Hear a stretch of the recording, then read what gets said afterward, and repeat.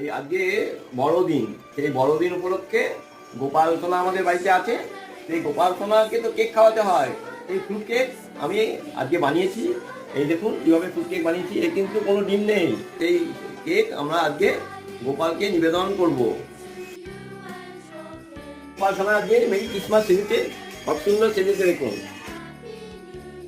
হ্যাঁ, ওদের জন্যই এই কেকটা বানিয়েছি। এই কেকটা কেটে কেটে ওদেরকে এখন দেবো। ওরা সকালবেলা আজকে দুধ খাওয়া হয়ে গেছে, দুধকে আরতি হয়ে গেছে, এবার চান হয়ে গেছে, চান করে নতুন ড্রেস করেছে। এখন ওরা আবার কেক খাবে।